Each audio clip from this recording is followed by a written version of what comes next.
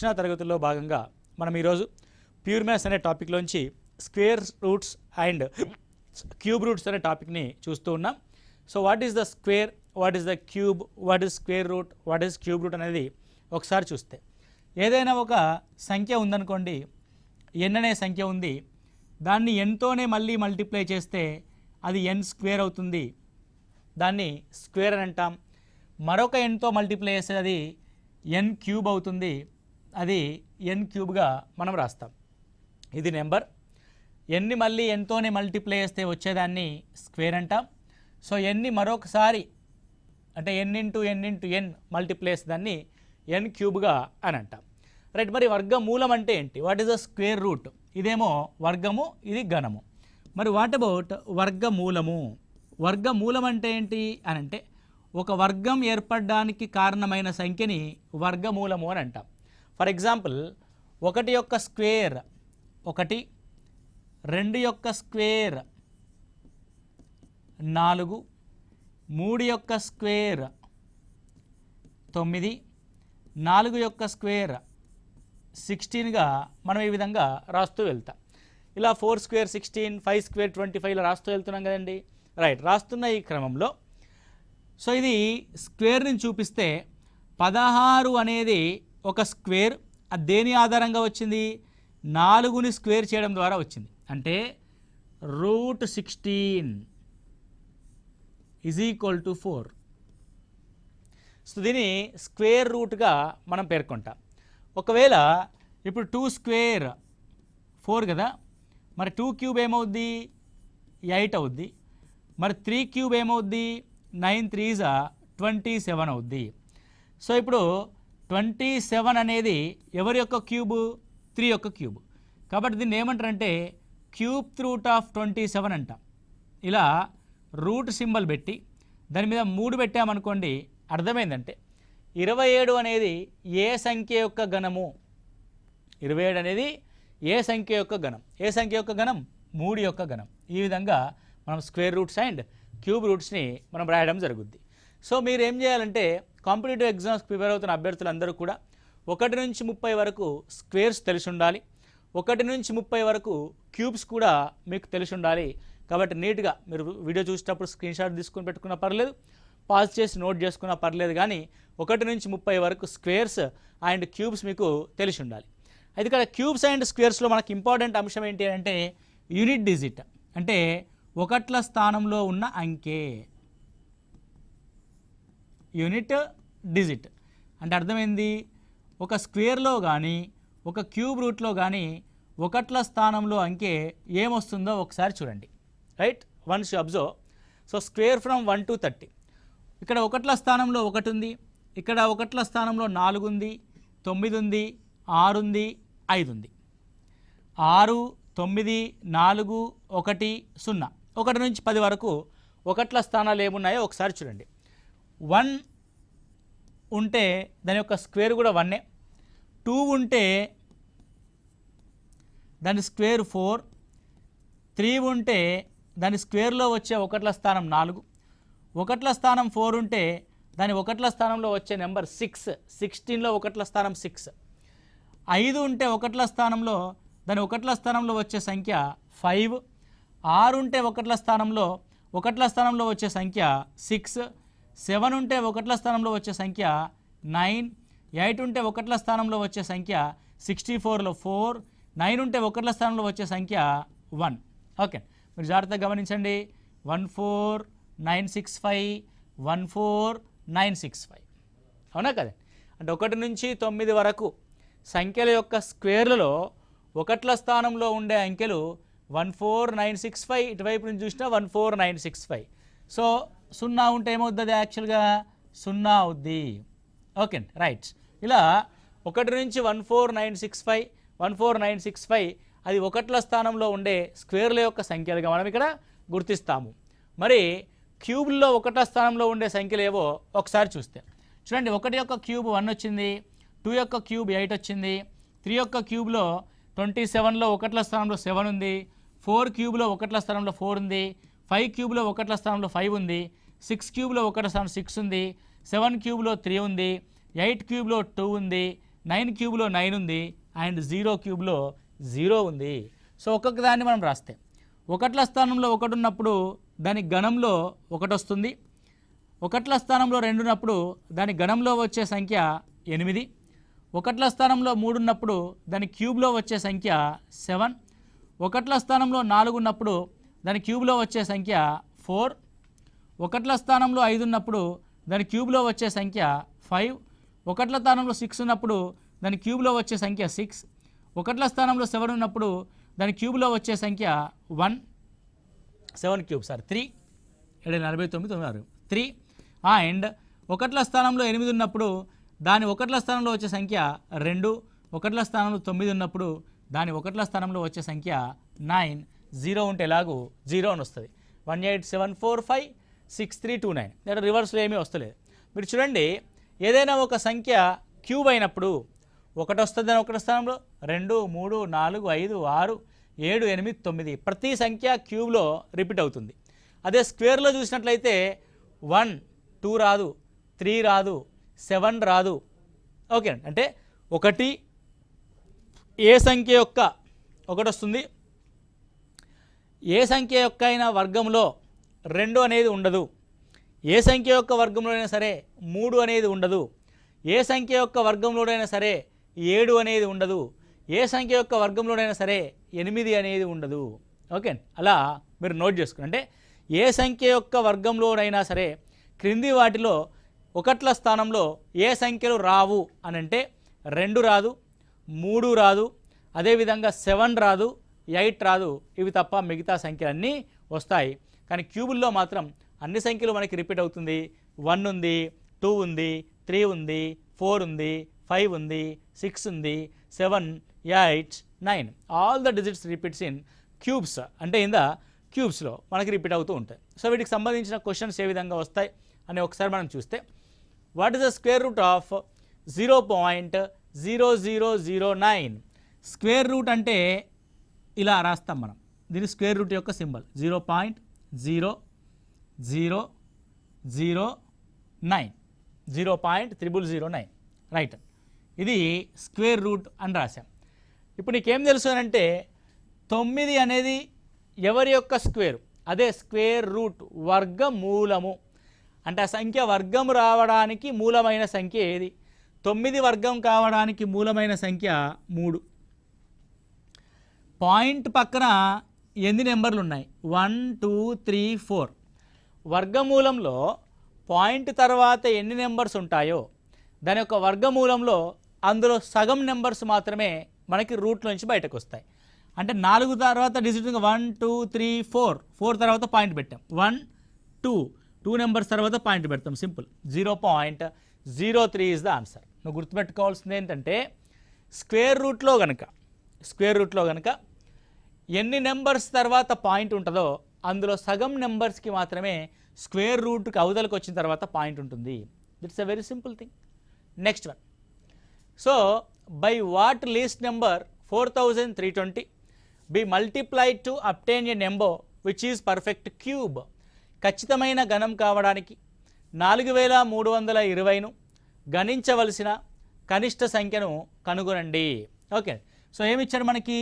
4320 ఇచ్చాడు.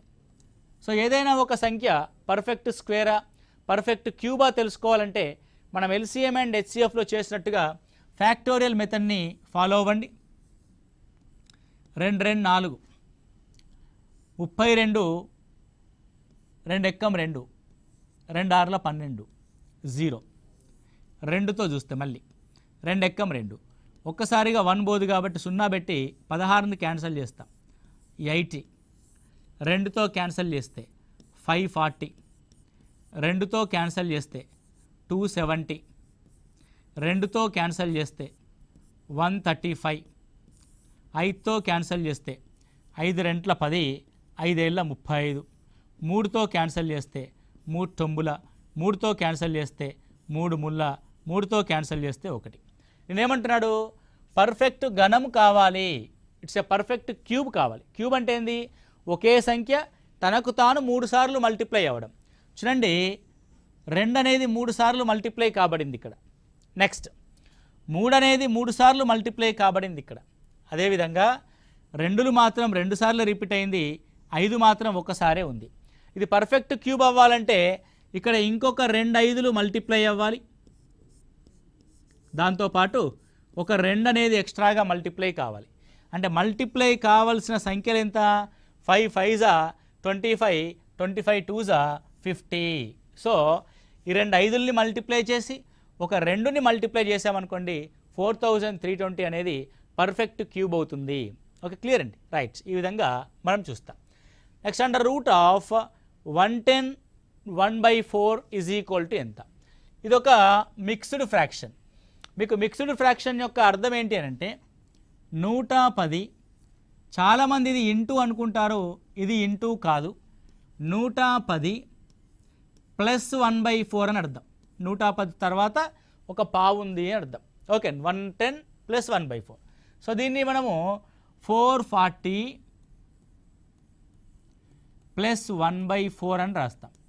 That is equal to 440 1/4. ఏముందా మొత్తానికి? స్క్వేర్ ఉంది. సో స్క్వేర్ రూట్ ఆఫ్ 441 ఎంత? సో 441 అనేది ఎవరి స్క్వేరు? మీకు ఆల్రెడీ స్క్వేర్స్ గుర్తుంచుకోమని చెప్పాం. ఓకే అండి. సో 441 ఇక్కడ మీరు గమనించినట్లయితే 21 యొక్క స్క్వేర్. ఓకే అండి, నాకు తెలియక కాదు, మీరు ఐడెంటిఫై చేసుకోండి. మనకి ఇట్లా చార్ట్ ఏదైతే వచ్చిందో 1 to 30 చార్ట్ మనం ఎలా తీసుకున్నామో మన బ్రెయిన్లో కూడా 1 to 30 యొక్క స్క్వేర్స్ అండ్ క్యూబ్స్ మనకు ఐడెంటిఫై కావాలి. 441 అనగానే 21 మనకి గుర్తుకు రావాల్సి ఉంటుంది. ఓకే, సో ఇక్కడ 441 అంటే ఏం రాస్తాం మనము? 21 రాస్తాం. మరి √4 అంటే ఏంది అర్థము? 2. 21/2 అంటే అర్థం 10.5 అని, 21లో సగం. So what is the answer? 10.5 is answer. Okay, ఎంతండి? 10.5 అని రాస్తాం. Next 52/x is equal to under root of 169/189. Then find the value of x is. Okay, so √169/189 is equal to ఎంతనట? 52/x అంట. ఆయన x యొక్క వాల్యూని కనుక్కోనండి అంటున్నారు. నువ్వు జాగ్రత్తగా గమనిస్తే ఇక్కడ 169 189 కనుక చూసినట్లయితే 169 ఎవరి యొక్క స్క్వేరు? మోస్ట్లీగా నాకైతే ఏమనిపిస్తుంది, మీకేమన్నా అనిపిస్తుందా? 13 యొక్క స్క్వేర్ లాగా అనిపిస్తుందా? సో ఇప్పుడు 13 యొక్క స్క్వేర్ మనం కనుక్కుందాం అనుకుందాం. వెరీ సింపుల్ అండి. వన్స్లో అంటే టెన్స్లో 11 12 13 14 15 16 17 18 19. టెన్స్లో ఒక నెంబర్ యొక్క స్క్వేర్ రాయాలంటే ఈ 3 యొక్క స్క్వేర్ని ఫస్ట్ రాసుకోండి. 9. 13 ఉంది కదా, ఈ 13కి ఒక 3 కలుపుకోండి.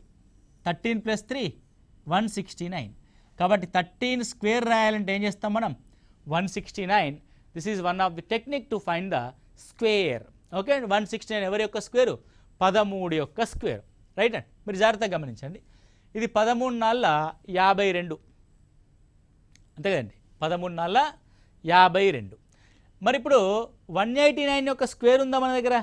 189 అంటే నీకు మళ్ళీ 9 ఎక్కడ వస్తుంది? మోస్ట్లీ 17 దగ్గర వస్తుందేమో అనిపిస్తుంది. 17 స్క్వేర్ రాసామనుకోండి, 7 49.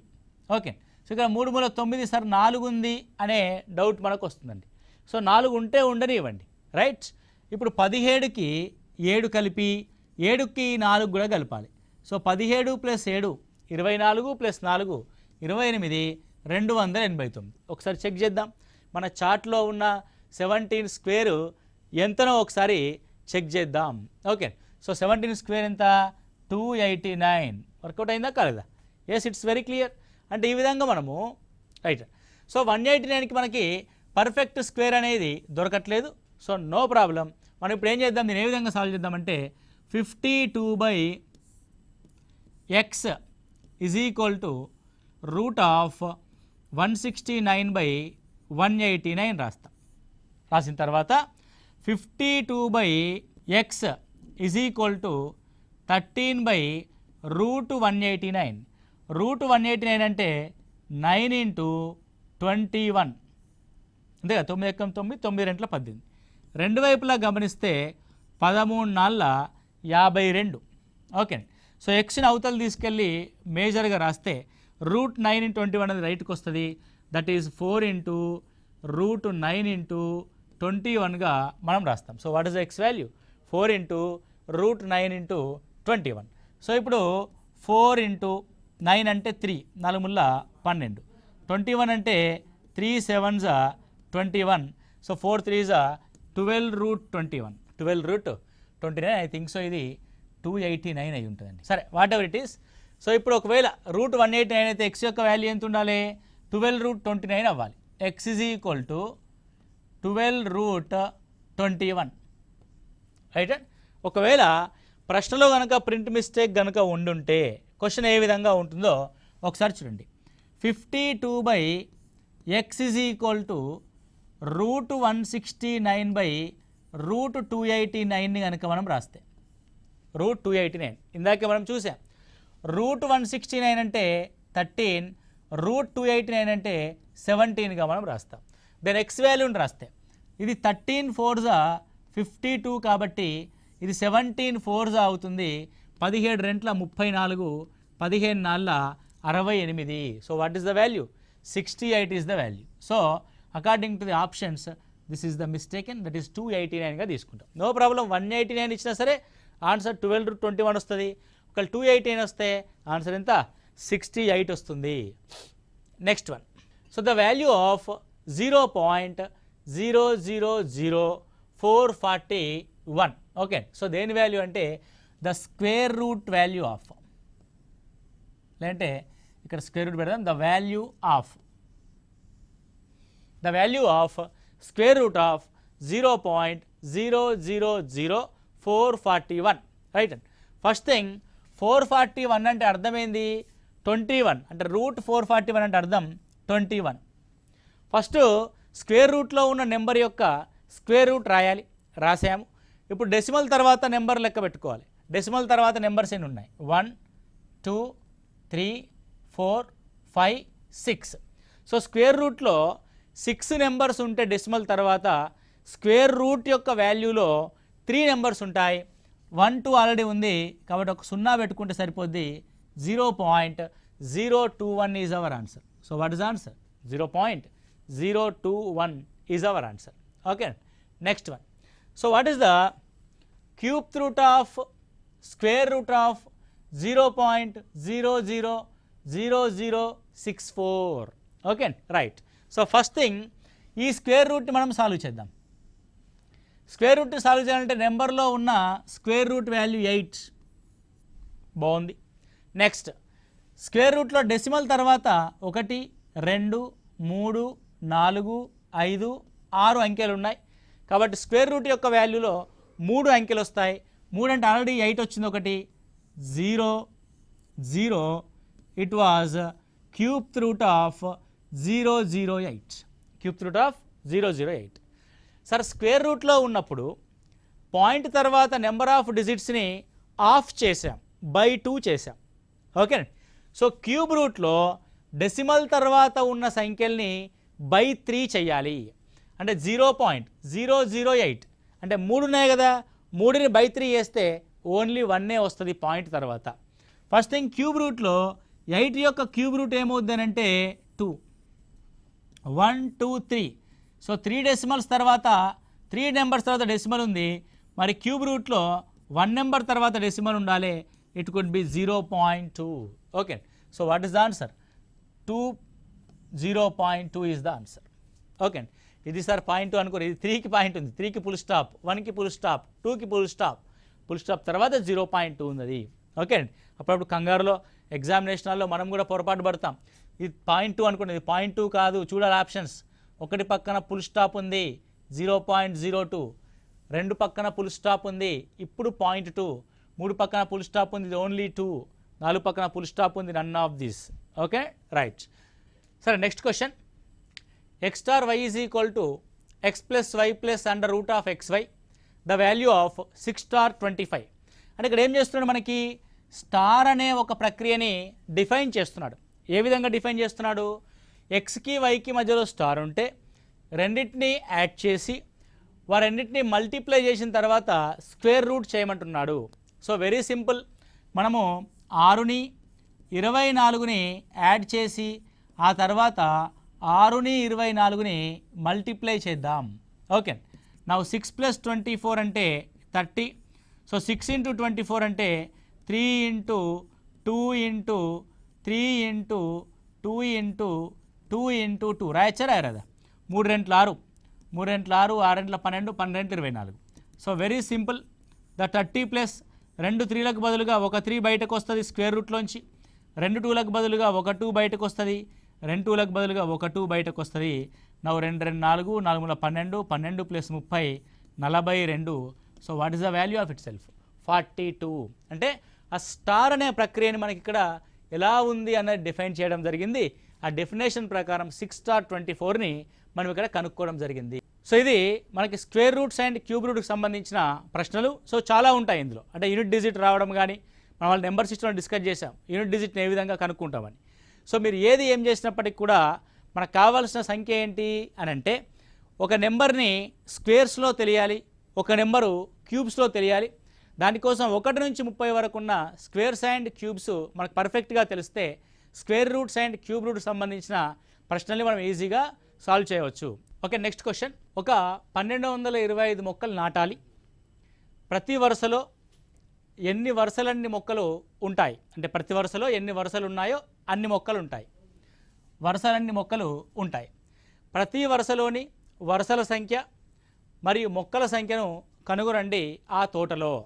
అంటే ఏం చేస్తున్నాం మనము, ఒక తోటలో 1225 మొక్కల్ని నాటాలి. ఏ విధంగా నాటాలి అని అంటే, ఒక్కొక్క వరుసకి ఎన్ని వరుసలు ఉన్నాయో అన్ని మొక్కలు నాటాలి. అలాంటప్పుడు వరుసల సంఖ్య ఎంత, ఒక్కొక్క వరుసలో ఉన్న మొక్కల సంఖ్య ఎంత అని అడుగుతూ ఉన్నాడు. ఫర్ ఎగ్జాంపుల్ మీరు ఇక్కడ గమనించండి, ఇక్కడ మనం ఒక అంశాన్ని ఒక మొక్క ఇక్కడ పెట్టామనుకోండి. ఇక్కడ ఒక మొక్క ఉంది, 2 మొక్కలు ఉన్నాయి, 3 మొక్కలు ఉన్నాయి, 4 మొక్కలు ఉన్నాయి అనుకోండి. ఇప్పుడు వరుసలో ఎన్ని మొక్కలు ఉన్నాయి? 4. మన క్వశ్చన్ ఏంటి, ఒక వరుసలో ఎన్ని మొక్కలు ఉంటాయో అన్ని వరుసలు ఉంటాయి. ఆ తోటలో ఎన్ని వరుసలు ఉంటాయో ఒక్కో వరుసలో అన్ని మొక్కలు ఉంటాయి. 4 మొక్కలు ఉన్నాయి కాబట్టి 4 వరుసలు ఉంటాయి. రెండో వరుసలో కూడా 4 మొక్కలు ఉంటాయి. మూడో వరుసలో కూడా 4 మొక్కలు ఉంటాయి. 4వ వరుసలో కూడా 4 మొక్కలు ఉంటాయి. మొత్తం ఎన్ని మొక్కలు? 4 4 8 12 16. అంటే 4 స్క్వేర్ 16 అనే మొక్కలు. అంటే మొత్తం మొక్కలు అనేది ఆ వరుసకి కానీ ఆ వరుసలో ఉన్న మొక్కల సంఖ్యకు కానీ వర్గంలో ఉంది. కాబట్టి 1225 అనేది ఏ సంఖ్య యొక్క వర్గమో మనం కనుక్కోవాల్సి ఉంటుంది. 1225 అనేది దీని యొక్క వర్గమూలాన్ని తీస్తే, అంటే ఇది ఏ సంఖ్య యొక్క వర్గమో మనం అలా కనుక్కోవాలి. వెరీ సింపుల్ అండి. ఇది ఒక టెక్నిక్ ఉంటుంది. 1225లో ఎప్పుడైతే 25 ఉంటుందో, ద లాస్ట్ 2 డిజిట్స్ 25 కనుక ఉంటే, లాస్ట్ 2 డిజిట్స్ 25 ఉంటే ఇందులో వచ్చే లాస్ట్ నెంబరు 5. లాస్ట్ నెంబర్ ఎంత? 5. అండ్ ఆ 25 పక్కన ఏదైతే సంఖ్య ఉంటుందో ఆ సంఖ్య 2 వరుస సంఖ్యల యొక్క లబ్ధం అవుతుంది. 3 4 12, రైట్? సో అప్పుడు 3ని తీసుకోవాలి. కాబట్టి 1225 అనేది ఎవరి యొక్క వర్గము? 35 యొక్క వర్గం. అంటే ఆ తోటలో ఎన్ని వరుసలు ఉంటాయి? 35 వరుసలు ఉంటాయి. ఆ తోటలో ఉండే వరుసలు 35 వరుసలు. ఒక్కో వరుసకు ఉండే మొక్కలు 35 మొక్కలు. ఒక్కో వరుసకు ఉండే మొక్కలు 35 మొక్కలు. ఓకే, సో ఈ విధంగా 1225ని మనం ఇలా చేసాం. మీరు జాగ్రత్తగా గమనించండి.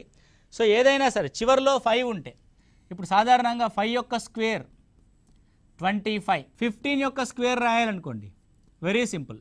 5 యొక్క స్క్వేర్ రాసి 1ని దాని నెక్స్ట్ నెంబర్తో మల్టిప్లై చేయండి. 1 2 = 2, 225.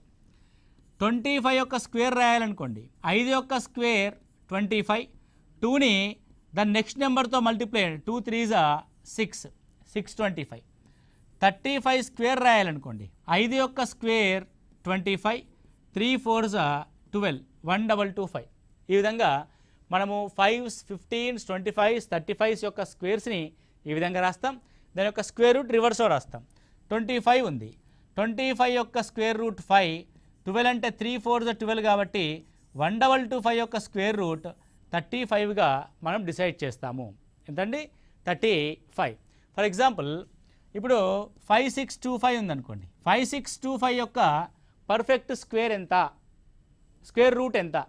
5625లో లెట్స్ టేక్ ద 25 యొక్క స్క్వేర్ రూట్ 5. సో 56లో ఏ రెండు సంఖ్యల యొక్క లబ్ధం రాస్తాము? 756. కాబట్టి 7. సో దేని యొక్క వర్గమూలము? 75 యొక్క వర్గమూలము. రైట్ అండి. ఈ విధంగా 5 లాస్ట్ డిజిట్లో ఉంటే మనం వర్గమూలాన్ని ఈ విధంగా కనుక్కుంటాం.